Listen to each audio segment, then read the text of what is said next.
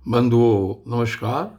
और इससे पहले की वीडियो में आपने सुना कि भगवान श्री कृष्ण ने जब मथुरा में प्रवेश किया तो वहाँ के जो नागरिक थे, वहाँ के जो वासी थे, उनकी कैसी स्थिति हुई, उनको कैसा अनुभव हुआ।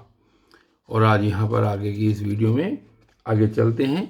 भगवान श्री कृष्ण ने आगे मथुरा में क्या क्या लीलाएं की, उनका हम आगे सुनते हैं कि कैसी कैसी लीलाएं की है उन्होंने।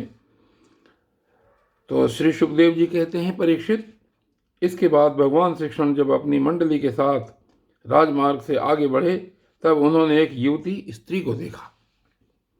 उसका मुंह तो सुंदर था, परंतु वह शरीर से कुबड़ी थी। इसी से उसका नाम पड़ गया था कुब्जा। वह अपने हाथ में चंदन का पात्र लिए हुए जा रही थी।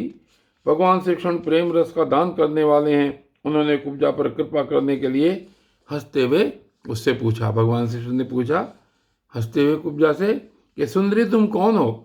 यह चंदन किसके लिए ले जा रही हो? कल्याणी, हमें सब बात सच सच बतला दो। यह उत्तम चंदन, यह अंगराग हमें भी दो। इस दान से शीघ्र ही तुम्हारा परम कल्याण होगा। उपटन आदि लगाने वाली सैरंद्री कुब्जा ने कहा, परम सुंदर, मैं कंस की प्रिय दासी हूँ। महाराज मुझे बहुत मानते हैं। मेरा नाम त्रिवक्रा यानी कि कुब्जा है। मैं उनके यहाँ चंदन अंगराग लगाने का काम करती हूँ। मेरे द्वारा तैयार किए हुए चंदन और अंगराग भोजराज कंस को बहुत भाते हैं, परंतु आप दोनों से बढ़कर उसका और कोई उत्तम पात्र नहीं है। भगवान के सौंदर्य, सुकुमारता, रसिकता, मंदहास्य, प्रेमालाप और चारु चितवन से कुब्जा का मन हाथ से निकल गया। उसने भगवान पर अपना हृदय नौछावर कर दिया। उसने दोनों भाइयों को वह सुंदर और गाढ़ा अंगराग दे दिया।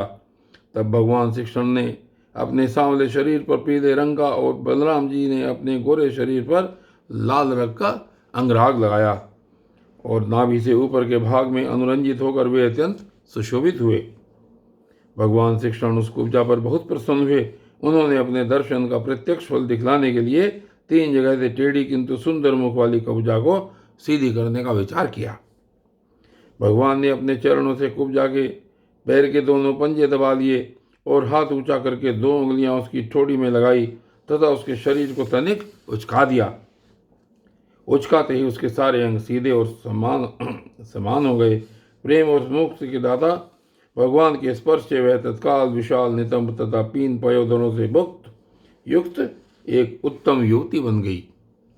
उसी क्षण कुब्जा रूप, गुण और उदारता से संपन्न हो गई। उसके मन में भगवान के मिलन की कामना जाग उठी। उसने उसके दुपट्टे का छोर पकड़कर मुस्कुराते हुए कहा, और कुब्जा ने कहा कि वीर शिरोमणि, आइए घर चलें। अब मैं आपको यहाँ नहीं छोड़ सकती, क्योंकि आपने मेरे चित्त को मत डाला है।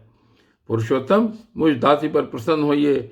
जब बलराम जी के सामने ही कुब्जा ने इस प्रकार रचना की, तब भगवान श्री कृष्ण ने अपने साथी ग्वाल बालों के मुंह की ओर देखकर हंसते हुए उससे कहा। और श्री कृष्ण जी कहते हैं कि सुंदरी, तुम्हारा घर संसारी लोगों के लिए अपनी मानसिक व्याधि मिटाने का साधन है। मैं अपना कार्य पूरा करके अवश्य वहां आऊंगा। हमारे जैसे बेघर के बटोइयों को तुम्हारा ही तो आसरा है। इस प्रकार मीठी मीठी बातें करके भगवान श्री कृष्ण ने उसे विदा कर दिया।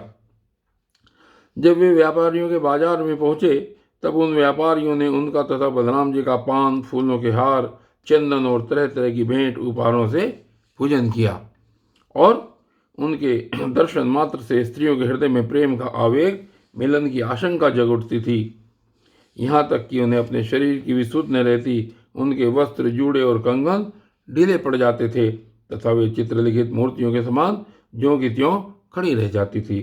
इसके बाद भगवान श्री कृष्ण पूर्ववासियों से धनुष यज्ञ का स्थान पूछते हुए रंगशाला में पहुंचे और वहां उन्होंने इंद्रधनुष के समान एक अद्भुत धनुष देखा। उस धनुष में बहुत सा धन लगाया गया था। अनेक बहुमूल्य अलंकारों से उसे सजाया गया था। उसकी खूब पूजा की गई थी और बहुत से सैनिक उसकी रक्षा कर रहे थे। भगवान श्री कृष्ण ने रक्षकों के रोकने पर भी उस धनुष को बलात् उठा लिया। उन्होंने सबके देखते देखते उस धनुष को बाएं हाथ से उठाया, उस पर डोरी चढ़ाई और एक क्षण में खींचकर बीचों बीच से उसी प्रकार उसके 2 टुकड़े कर डाले, जैसे बहुत बलवान मत वाला हाथी खेल ही खेल में ईख को तोड़ डालता है। जब धनुष टूटा तब उसके शब्द से आकाश, पृथ्वी और दिशाएं भर गई। उसे सुनकर कंस भी भयभीत हो गया। अब धनुष के रक्षक आतताई असुर अपने सहायकों के साथ बहुत ही बिगड़े। वे भगवान श्री कृष्ण को घेर कर खड़े हो गए और उन्हें पकड़ लेने की इच्छा से चिल्लाने लगे, पकड़ लो, बांध लो, जाने न पावे।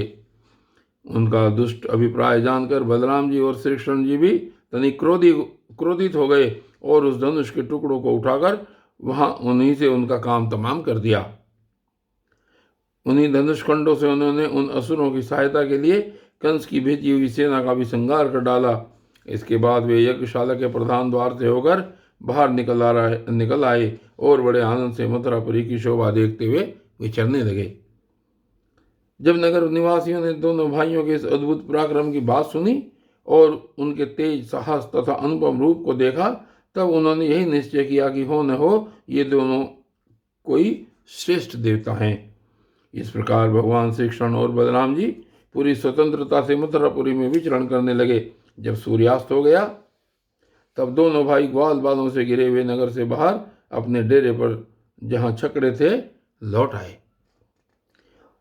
तीनों लोगों के बड़े बड़े देवता चाहते थे कि लक्ष्मी हमें मिले, परंतु उन्होंने सबका परित्याग कर दिया और न चाहने वाले भगवान का वर्ण किया।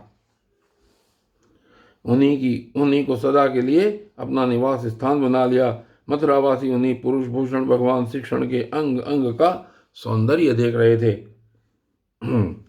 मथुरावासी उन्हीं पुरुष भूषण भगवान श्री कृष्ण के अंग अंग का सौंदर्य देख रहे हैं। उनका कितना सौभाग्य है। ब्रज में भगवान की यात्रा के समय गोपियों ने उभरे हाथुर होकर मथुरा वासियों के संबंध में जो जो बातें कही थी वे सब यहाँ अक्षरशः सत्य हुई। सचमुच वे परमानंद में मग्न हो गए। फिर हाथ पैर धोकर श्री कृष्ण और बलराम जी दूध में बने हुए खीर आदि पदार्थों का, बलराम जी ने खीर और दूध में बने हुए खीर आदि पदार्थों का भोजन किया और कंस आगे क्या करना चाहता है इस बात का पता लगाकर उस रात को वहीं आराम से सो गए। जब कंस ने सुना कि श्री कृष्ण और बलराम ने धनुष तोड़ डाला, रक्षकों तथा उनकी सहायता के लिए भेजी हुई सेना का भी संहार कर डाला और यह सब उनके लिए केवल एक खिलवाड़ ही था, इसके लिए उन्हें कोई श्रम या कठिनाई नहीं उठानी पड़ी, तब वह बहुत ही डर गया। उस दुर्बुद्धि को बहुत देर तक नींद नहीं आई। उसे जागृत अवस्था में तथा स्वप्न में भी बहुत से ऐसे शकुन हुए जो उसकी मृत्यु के सूचक थे। जागृत अवस्था में उसने देखा कि जल या दर्पण में शरीर की परछाई तो पड़ती है परंतु सिर नहीं दिखाई देता। अंगुली आदि की आड़ न होने पर भी चंद्रमा, तारे और दीपक आदि की ज्योतियां उसे दो दो दिखाई पड़ती हैं। छाया में छेद दिखाई पड़ता है और कानों में अंगुली डालकर सुनने पर भी प्राणों का घूं घूं शब्द नहीं सुनाई पड़ता। वृक्ष सुनहले प्रतीत होते हैं और बालू या कीचड़ में अपने पैरों के चिन्ह नहीं दिख पड़ते। कंस ने स्वप्नावस्था में देखा कि वह प्रेतों के गले लग रहा है, गधे पर चढ़कर चलता है और विष खा रहा है। उसका सारा शरीर तेल से तर है, गले में जपा कुसुम यानी कि अड़हुल की माला है और नग्न होकर कहीं जा रहा है। वे स्वप्न और जागृत अवस्था में उसने इस प्रकार के और भी बहुत से अपशकुन देखे। उनके कारण उसे बड़ी चिंता हो गई। वह मृत्यु से डर गया और उसे नींद नहीं आई। परीक्षित, जब रात बीत गई और सूर्य नारायण पूर्व समुद्र से ऊपर उठे तब राजा कंस ने मल्ल क्रीड़ा यानी कि दंगल का महोत्सव प्रारंभ कराया। राज कर्मचारियों ने रंगभूमि को भली भांति सजाया।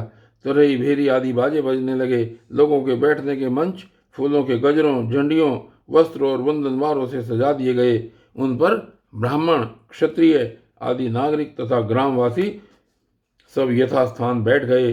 राजा लोग भी अपने अपने निश्चित स्थान पर जा डटे। राजा कंस अपने मंत्रियों के साथ मंडलेश्वरों यानी कि छोटे छोटे राजाओं के बीच में सबसे श्रेष्ठ राज सिंहासन पर जा बैठा। इस समय भी अपशकुनों के कारण उसका चित्त घबराया हुआ था। तब पहलवानों के ताल ठोंकने के साथ ही बाजे बजने लगे और गर्वीले पहलवान खूब सज धज कर अपने अपने उस्तादों के साथ अखाड़ों में आ उतरे। चाणूर, मुष्टिक, कूट, शल और तोशल आदि प्रधान पहलवान बाजों की सुमधुर ध्वनि से उत्साहित होकर अखाड़े में आकर बैठ गए। इसी समय भोजराज कंस ने नंद आदि गोपों को बुलाया। उन लोगों ने आकर उसे तरह तरह की भेंटें दी और फिर जाकर वे एक मंच पर बैठ गए। और बंधुओं, आज के इस वीडियो में सिर्फ इतना ही, और आगे की वीडियो में क्या होता है ये फिर देखेंगे। तब तक के लिए धन्यवाद।